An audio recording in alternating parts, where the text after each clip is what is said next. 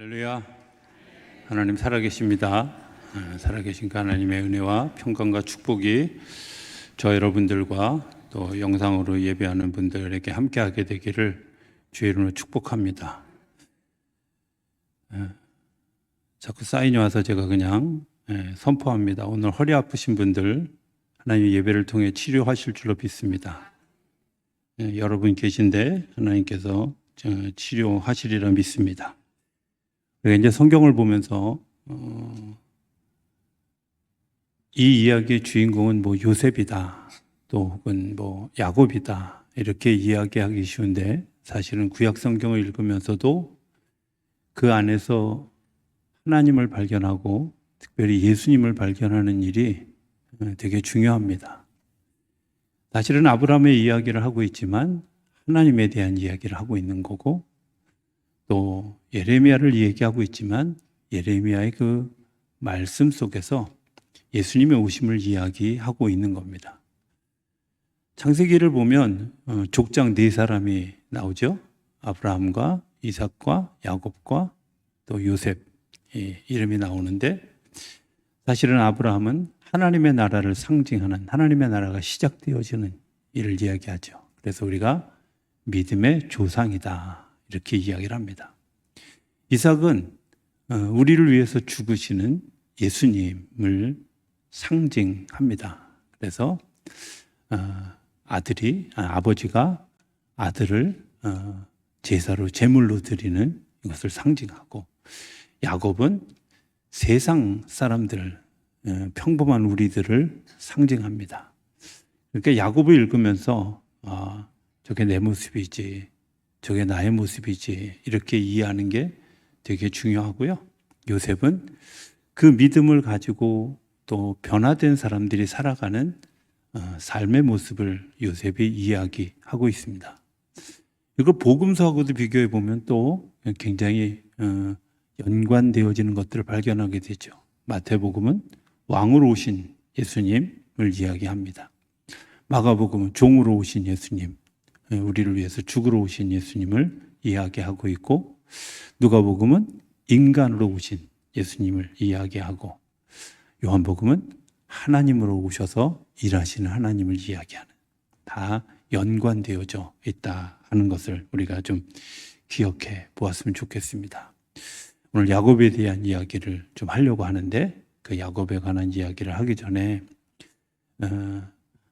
하인즈 커우드라고 하는 사람이 이야기한 것을 조금 먼저 소개하고 말씀을 좀 나누려고 합니다. 이 사람이 인간 성장의 목표라고 하는 그런 그 책의 한 단락에서 이런 이야기들을 합니다. 사람들이 자기를 사랑하는 것은 본성이다.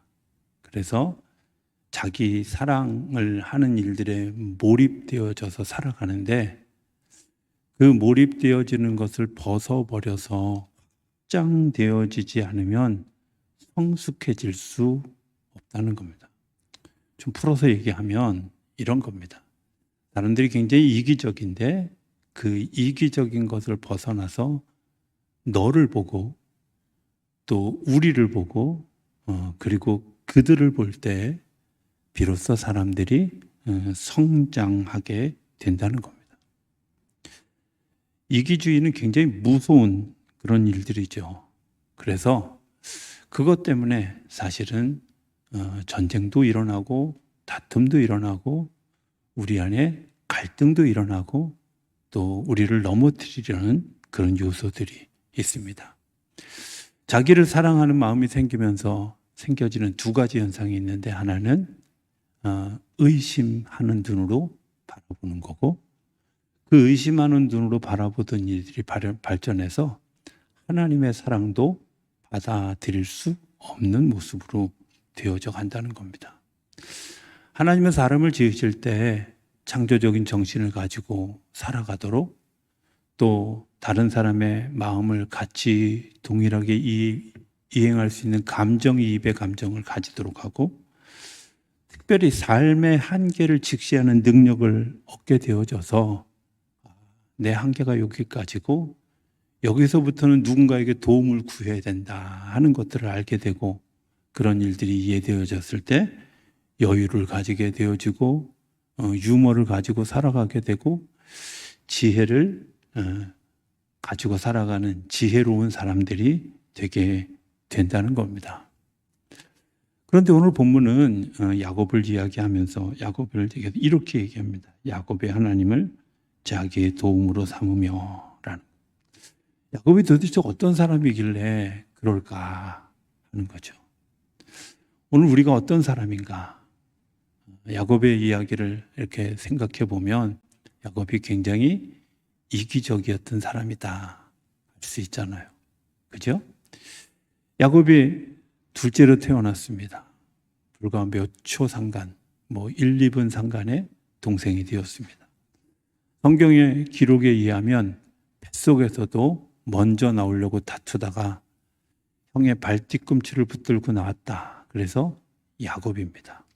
그러니까 처음에 태어나는 순간부터 경쟁해서 진 겁니다.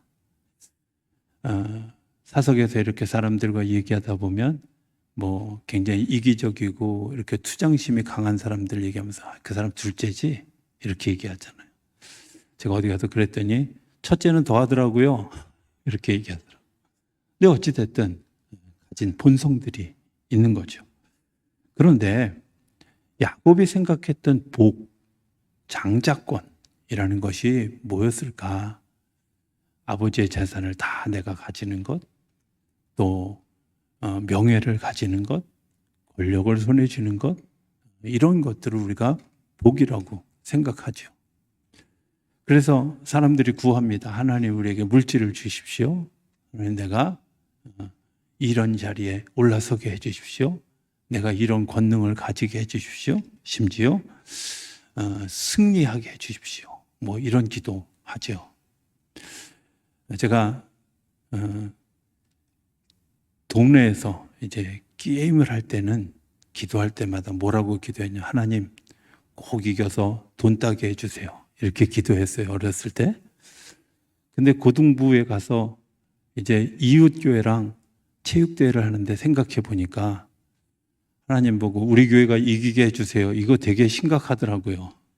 그럼 저쪽 교회는 하나님이 안 계신 건가? 이런 생각이 들면서 처음으로 어떤 생각을 하게 됐냐면 승리 뒤에 패배자의 눈물, 패배자의 아픔이 있겠구나 하는 생각을 처음 하게 됐어요. 승리하는 것이 정말 좋은 것일까? 승리하는 것이 나만을 위한 것은 아닐까? 패배자가 가지고 있는 좌절과 아픔들은 어떻게 이해해야 될 것인가 하는 것들을 생각하면서 기도가 살짝 바뀌었던 것을 기억합니다. 야곱이 어쨌든 그 장자권 때문에 형을 속이고 아버지를 속이고 얻었습니다. 장자가 되었고 장자가 받을 축복을 받았습니다. 그럼 부자가 되어지고 행복해져야 되는데 결론이 뭐예요? 쫓겨나는 거예요. 도망갈 수밖에 없는 상황이 되어졌어요. 내가 그렇게 간절하게 바라던 일이 현실이 됐어요. 내가 그렇게 기도했던 일이 현실이 됐어요. 그런데 내 형편이 행복하지 않아요. 내 형편이 정말 좋아지지 않았어요. 그가 좌절하고 낙심된 마음을 가지고 이제 할 수 없이 임시 거처인 삼촌 라반의 집으로 향하는 길에서 이제 돌베개를 베고 잠을 자게 됩니다. 거기서 하나님이 그곳에 계신 것을 보았다. 그리고 거기서 이 야곱이 하는 기도를 보게 됩니다. 기도의 내용은 이런 겁니다. 하나님, 무사히 돌아오게 하시면 제가 11조를 하나님께 드리겠습니다. 여러분들 어떻게 생각하세요? 11조를 지금 내가 어쨌든 집에서 쫓겨나면서 내가 싸운 것 중에 11조를 먼저 드리고 하나님 먼저 드릴 테니까 돌아오게 해주세요. 이 기도가 맞는 것 같아요. 아니면 돌아오게 하시면 11조를 드리겠습니다가 맞는 것 같아요. 그건 여러분들의 믿음대로 판단하세요. 중요한 건 20년 후에 돌아왔는데도 11조 드렸다는 기록이 없어요. 오늘 우리가 가지고 있는 이기적인, 아주 이기적인 그런 기도의 모습을 보게 합니다. 얻었는데, 주셨는데 행복하지 않아요. 사실 생각해 보면 삼촌 라반의 집에 가서 살았던 그가 얻은 것도 하나님이 물질의 복을 주셨어요. 목축업을 하는 사람에게 짐승은 그야말로 축복이죠. 삼촌이 질투할 만큼, 부러워할 만큼 육축이 많아졌어요. 또 그 시대에는 자녀가 많은 것이 복이잖아요. 그런데 하나님이 야곱에게 아브라함에게도 없었고 이삭에게도 없었던 놀라운 복을 주셨잖아요. 아브라함은 달랑 아들 하나, 이삭은 한꺼번에 난 아들 둘밖에 없었는데 12를 주죠. 부인은 하나밖에 없었는데 자기는 넷이나 되잖아. 이걸 축복이라고 해야 되는 건지는 잘 모르겠지만 어찌됐든. 자, 자녀가 많은 복을 누리게 됐어요. 또 목축도 많아졌어요. 그런데 그게 다툼의 원인이 되고 갈등의 원인이 됐어요. 그리고 그곳에 거처할 수 없어서 다시 집으로 돌아오는 그런 길에 서게 되었습니다. 축복인 줄 알았습니다. 20년 동안. 아니, 내가 살아오는 삶의 내용 동안 그게 축복인 줄 알았고 그 축복으로 생각하고 살았고 그 축복을 얻기 위해서 아내를 얻기 위해서 7년, 또 다시 사랑하는 사람을 위해서 7년, 그리고 자기에게 이제 하나님께서 축복하신 그 목축을, 육축들을 간이 가지기 위해서 그렇게 20년을 일했는데 20년 일한 일들을 가지고 돌아오면서 그가 행한 행동들을 보면 그게 축복이 아니었다는 걸 보게 됩니다. 이제 집이 가까워지니까 에서 형님을 생각하게 됐어요.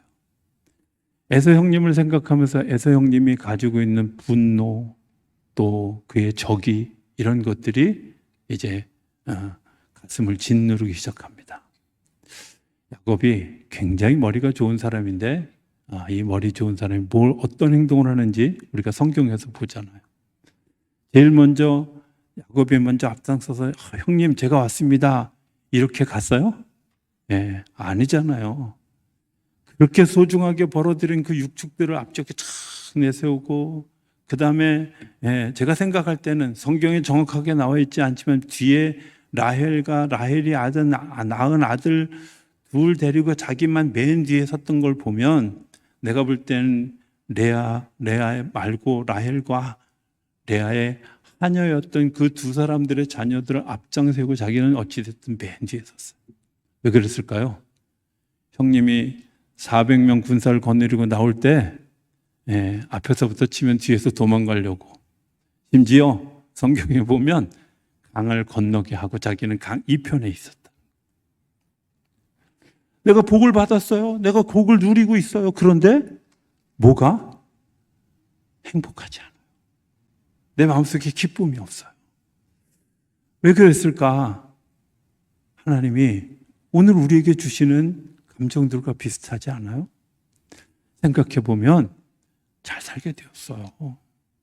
이전보다 훨씬 좋잖아요. 좋은 환경에서 살아가고 있잖아요. 행복하십니까? 저는 이따금씩 사회 칼럼에서 질문하는 질문들을 봅니다. 한국이 경제 성장으로 세계에서 10위권 안에 드는 좋은 나라인데도 불구하고 행복 지수는 37이라고 이야기하잖아요. 옛날에는 그런 거 발표하지 않았는데 제가 삶을 살아요. 지금 37이 이 정도가 우리 이 정도인데 제가 생각할 땐 최소한 내가 어렸을 때 살았던 그때 내용들이, 이웃들과 더불어 살았던 내용이 행복 지수는 아마 한 20이나 15위쯤 되지 않았을까 싶을 정도로 행복했잖아요. 왜? 우리가 행복하지 않을까? 성경에 보면 야곱이 그 일을 위해서 이제 다 앞에 보내고 맨 뒤에 서서 홀로 남았다.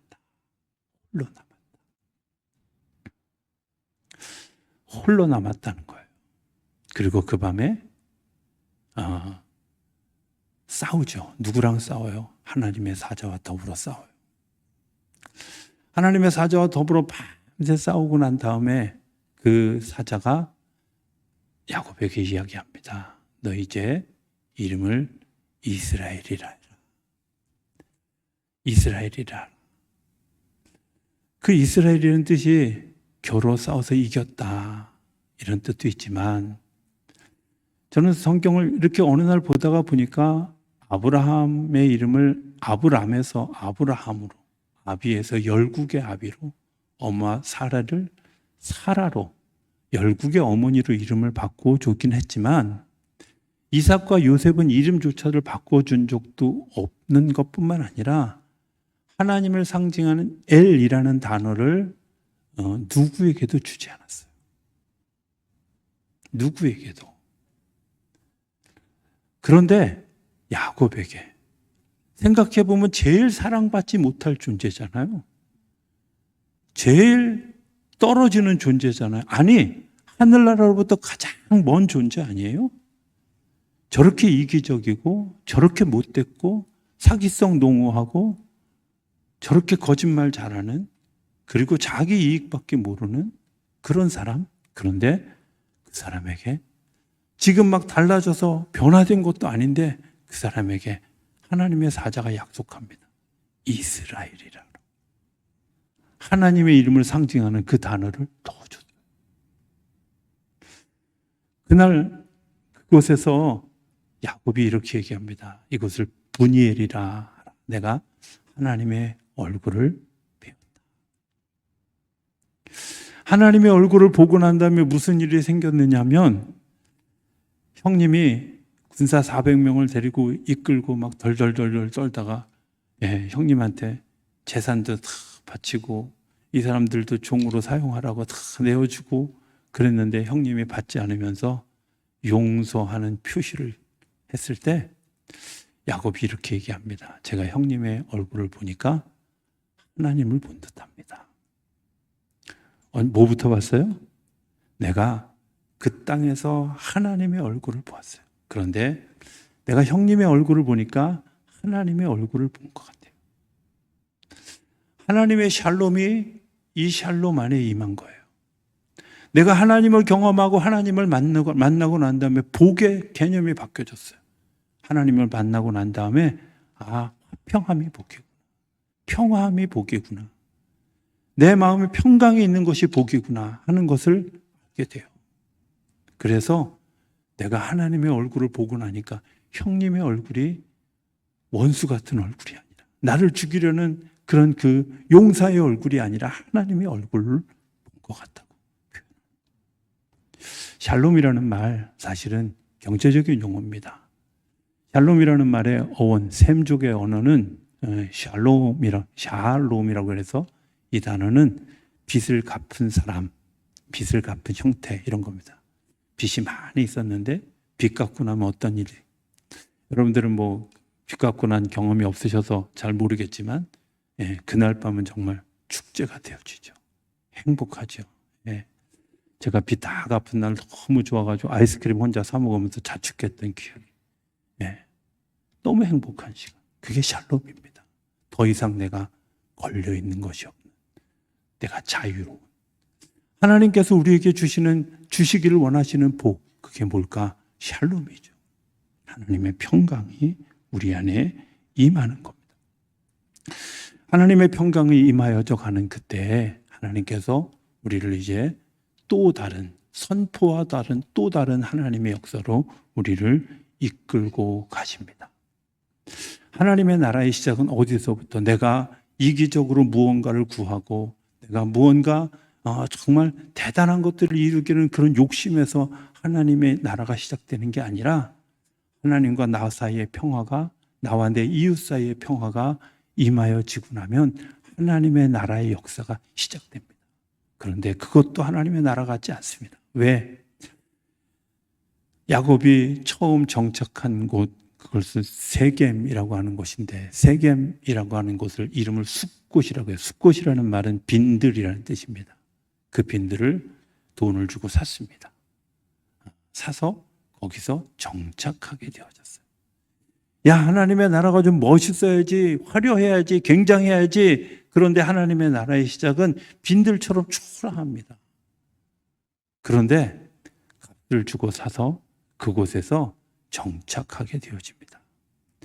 유목민이 정착하게 되어진다는 것, 농사를 짓고 살아간다는 것, 또 다른 하나님의 계획 가운데 하나님의 인생의 변곡점을 맞이하는 굉장히 중요한 상황인 거죠. 그리고 그곳에서 이제 정착하고 살아가면서 행복함을 가지게 됩니다. 자, 사건이 거기서 끝났을까요? 하나님이 그를 그곳에 머물지 않도록 하는 또 다른 사건이 일어나게 됩니다. 이웃 나라의 족장이 딸 디나를 강제 추행하는 일이 생기게 되어지고 여기에 열받은 유다와 레위가 그 사람들을 전멸시킵니다. 흉계를 써서. 그 일이 다 이루어지고 난 다음에 야곱이 그 사실을 알고 레위와 유다를 불렀습니다. 옛날 야곱 같으면 뭐라 그랬을까요? 야, 갈 때 나도 껴주지. 왜 니들끼리만 갔냐? 이러지 않았을까요? 예. 웃어야 되는 대목인데 아무도 안 웃는 거 보면 내 말을 지금 굉장히 어렵게 제가 영어로 설교하고 있는 것 같아요. 옛날 야곱 같으면 잘했어. 내가 할 일을 니들이 대신해줘서 고마워. 이래야 될 판인데 야곱이 심각하게 이야기합니다. 야, 내가 잘못했다. 다시 하나님께로 돌아가자. 우리 베델로 돌아가자. 베델로 돌아가자. 이야기하는 거예요. 왜 그랬을까? 오늘 성경에 이야기합니다. 하나님을 자기의 도움으로 삼으며 자기 하나님께 자기의 소망을 두는 자가 복이 있다. 이후에 일에 되어진 모든 일들에 대한 소망을 누구에게? 내가 극복하고 치료해 가는 게 아니라 하나님이 이 일을 이끌고 가도록 내가 다시 하나님 앞에 서는 일이 너무 중요해요. 내가 하나님 앞에 서는. 제가 금요일과 오늘 새벽에 이제 각기 가나안 여인이 예수님에게 다가와서 딸이 귀신 들린 것들을 치유받는 장면을 제가 2시간에 걸쳐서 이야기를 드렸어요. 핵심은 그거였거든요. 이 여인이 예수님에게 와서 이야기합니다. 딸이 귀신 들렸는데 딸을 데려오지 못한 그런 처한 상황에 예수님에게 와서 이야기합니다. 나를 불쌍히 여겨달라고. 공동체적인 기도. 너와 내가 아니라 나로 묶은 기도예요. 나를 불쌍히 여겨달라고 기도합니다. 예수님이 그에게 아주 모욕적인 얘기를 합니다. 개야, 너는. 그렇게 말하는데 이미 이유가 있습니다. 사실은 이스라엘 백성들이 다른 이방 민족들을 전부 개처럼 취급을 했습니다. 이유가 뭐냐? 이방 신들을 섬기는 그 당시의 대부분의 신들은 전부 음란한 행위가 그들의 신을 섬기는 것과 같은 거였어요. 그리스를 여행하다 보면 산에 아직도 신전 창녀들이 머무는 곳이 있어요. 어떤 일들을 했냐면 그 신전 창녀들과 교합을 하고 그 신전 창녀들이 그 위에 있는 산당에 올라가서 기도한 것 때문에 우리가 죄를 용서받는 것뿐만 아니라 부귀영화를 누리는 복을 우리가 받는다, 이런 개념이에요.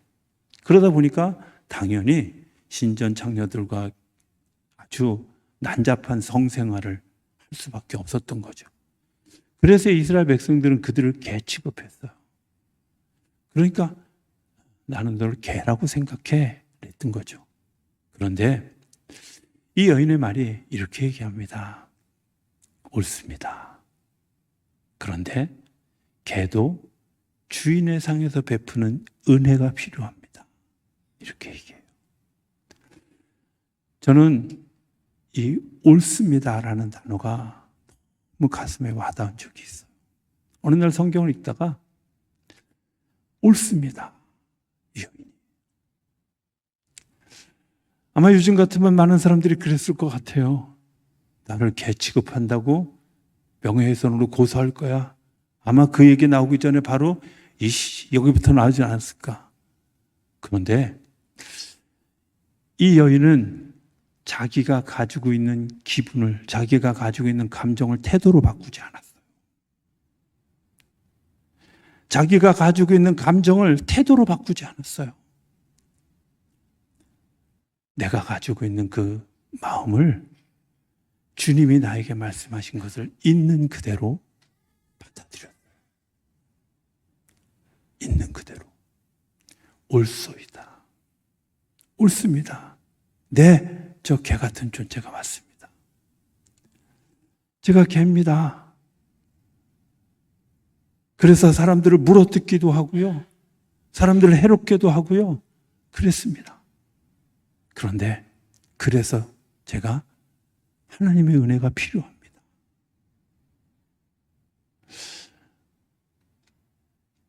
이기적이고 자기밖에 모르는 그렇게 살아가는 사람들, 이런 말을 하지 않는다는 거죠. 옳습니다. 그렇습니다. 제가 그런 사람입니다. 제가 그런 존재입니다. 라고 이야기하지 않는다는 거예요. 심지어 내가 그런 모습이 있는데도 불구하고 그런 이야기를 하면 강력하게 반발합니다. 하나님의 은혜가 필요한 사람들입니다. 하나님은 사람을 사랑할 때 사랑이 필요한 사람들을 사랑하십니다. 은혜가 필요한 사람들에게 은혜를 베푸십니다. 내가 하나님의 은혜로 살아가야 된다고 하는 사실을 인지하지 못하면 하나님의 은혜가 우리 가운데 와도 받아들일 수가 없습니다. 아니, 거죽만 적시고 맙니다. 옳습니다. 그 뒤에 이어지는 주님의 이야기가 되게 중요합니다. 이렇게 얘기합니다. 네가 이 말을 하였으니, 이 말을 하였으니.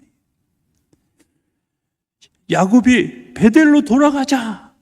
그리고 자기 식구들을 다 데리고 다시 하나님 앞에 돌아왔는데, 돌아왔던 그곳에서 뭘 내가 내려놨어요? 내가 살던 땅, 내가 누리고 있던 권리, 내가 당연히 내가 피해자로서 받은 이런 모든 것들을 다 내려놓고 생각을 바꾸고, 그리고 내 개념을 바꾸고 다시 돌아와서 주님 앞에 섰을 때는 기도가 바뀌었어요. 기도가 바뀌었어요. 어떤 기도로? 주님, 저희를 불쌍히 여겨주세요. 주님, 저희를 인도해 주세요. 주님의 은혜가 필요합니다. 기도가 바뀐 거예요. 생각이 바뀌어야 기도가 바뀌어요. 그런데 기분이 태도가 되어지면 생각이 바뀌지 않습니다. 저는 예수 믿는 사람들이 가장 먼저 받는 지적 축복이 있는데, 그게 뭐냐면 생각이 바뀌어요.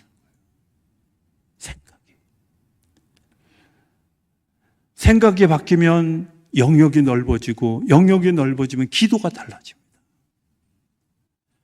내 생각이 바뀌면 내가 사람을 대하는 태도가 달라지는 게 아니라, 내가 생각이 달라지면 내가 바라보는 범위가 달라집니다. 제가 올 연말쯤, 이제 내일부터 목회계획 세미나 가면서 제가 이제 그 일들을 준비하면서 기도하면서 요즘 이런 생각을 합니다. 내년에 우리 청소년부, 청년부들을 데리고, 워낙 우리 지역의 국회의원인 이재명 씨는 워낙 바빠가지고 만나기 어려울 것 같고, 저 유동수 의원이나 또 구청장이나 인천시장 좀 찾아가서 애들하고 좀 만나면서 애들에게 좋은 얘기도 들려주고 소개해줄 책도 좀 듣게 하고, 그래서 그런 일들을 소개받고 애들의 범위를 좀 넓혀주고 싶어요. 할 수 있으면 좀 쳐들어가서 차 한 대 좀 빌려주면 우리가 애들 좀 땅끝 마을도 좀 보게 하고 좀 할 테니까 좀 도와주세요. 이렇게도 하려고 그래요. 왜? 봐야 넓어집니다. 들어야 넓어집니다. 내가 수용해야 넓어집니다. 하나님의 은혜가 우리 안에 흘러져야 넓어집니다. 그런데 좁은 마음을 가지고 궁색한 마음을 가지고 몰입된 마음을 가지고 우리의 마음이 하나님의 은혜는 우리로 하여금 그런 것을 보게 하고 제가 아내와 가끔 그런 얘기를 합니다. 제가 웨슬리 공부하면서 정말 많은 내가 복을 받았다고 느꼈던 것 중에 하나가 이런 것이었습니다. 남들은 2번만 가는 웨슬리 공부를 3번이나 갔어요. 왜 보냈을까? 비행기표 아깝게 나를 그랬었을까? 이랬는데 제가 수업 받으면서 느낀 게 있어요. 수업 받는 중에 일주일 수업 중에 반나절 하나를 떼내가지고 학교가 워싱턴 DC에 있는데 워싱턴 DC의 명사들과 만나는 시간을 가지게 해요. 정치인들, 경제인들. 그들하고 나누 질문하고 이야기하고 하는 나눈 이 대화가 저렇게도 볼 수 있구나. 세계의 정서를 저렇게도 이해할 수 있구나. 경제를 이런 눈으로도 볼 수 있구나. 종교를 이렇게도 볼 수 있구나. 우리나라를 이렇게도 볼 수 있구나 하는 것들을 느끼게 하다. 영역이 넓어지고 기도가 넓어지고 시선이 넓어지고 베델은 하나님의 시선으로 내가 이 세상을 새롭게 바라보는 거예요. 예수 믿는 사람이 달라진 것은 예수님이 복이 달라진 것은 물질 구하는 복이 아니라 화평하는 복을 기반으로 어떤 복 하나님의 시선이 우리 가운데 임하여져서 기도가 달라지고 생각이 달라지고 기도가 달라지는 일이 우리 안에 일어날 때 하나님께서 주시는 일들이 더 풍성해지는 복이 우리 가운데 있는 거예요. 그래서 지경이 넓어진다고 너 영역이 넓어진다고 내가 깊은 하나님과의 관계를 가지게 된다고 성경은 얘기합니다. 저는 우리 성도님들이 그런 소망을 가질 수 있는 분들이 되어질 수 있게 되기를 기대합니다. 별로 도움이 되지 않을지 모르지만 제가 마지막으로 제 이야기 잠깐만 하고 설교를 마치기 원합니다. 제가 기억에 아마 아버님이 그렇게 일하시다가 쓰러지셔서 며칠 이렇게 혼수 상태에 계시다가 하나님의 부름을 받아서 가셨어요. 아마 제가 아버지하고 마지막 만났던 만남이었던 걸로 제가 기억합니다. 아마 황해도 도민 모임이었는지 이북 오도민 모임이었는지 제가 잘 기억이 나지 않지만 그 걸음을 가면서 왜 그런 얘기를 그때 하셨는지 내가 잘 이해하지 못하는데 사실은 난 네 이름을 요셉이라고 하려고 그랬어. 그러는 거예요. 제가 첫 마디가 이랬어요. 촌스럽게 요셉이 뭐예요? 제가 이렇게 그랬어요. 우리 아버님이 뭐라고 그러시냐면 너희 엄마가 당연히 반대해서 내가 이름을 다시 구하게 되어졌어. 근데 요셉이라고 이름을 지으려는 이유는 너 알다시피 내가 실향민이지 않냐. 고향 떠나고 새로운 곳에 와서 너를 통해서 가정을 좀 일으키고 또 새로운 일들을 하게 하는 일들을 말하는 마음으로 요셉이라고 지으려고 했어. 제가 숙연해졌어요. 그런데 내 생각을 내려놓고 나니까 더 큰 기도를 하나님이 하게 하시더라. 제 이름 제가 전에 설명한 적이 있지만 이룰성자의 얼굴 용자입니다. 하나님의 형상을 회복해가는 이름이에요. 아버지의 바람은 내가 고향 떠나와서 이곳에서 일가를 이루고 일가를 세우는 일에 쓰임받기를 소망했지만 당신의 기도를 내려놓으니까 하나님이 더 큰 것들을 바라보게 하셨다는 거예요. 오늘 우리의 기도 어떤 기도를 드리고 있나요? 변화는 내가 내 감정과 내 기분을 태도로 바꾸지 않는 우리의 생각에서부터 시작되어지고 생각이 바뀌어지면 기도가 바뀌어지고 기도가 바뀌어지면 기도의 열매도 바뀌어지는 줄로 믿습니다. 우리의 생각이 바뀌는 그 기복점에 하나님의 은혜가 있지요. 나는 정말 바보 같은 사람인데 하나님이 나를 지혜롭게 하셨고 나는 정말 무능한 사람인데 하나님이 나를 유능하게 하셨고 하나님 버러지 같은 야곱이라고 얘기할 만큼 쓰레기 같은 버러지 같은 나를 은혜로 바꾸셔서 오늘 여기까지 쓰게 하셨는데 지금 내가 무슨 기도를 할 수 있을까? 오늘 우리의 소망이 우리 안에 다시 세워지고 그 소망을 통해서 하나님을 더 깊이 찬송하는 일이 우리 안에 일어나는 우리 모두가 되어질 수 있게 되기를 주의 이름으로 축복합니다.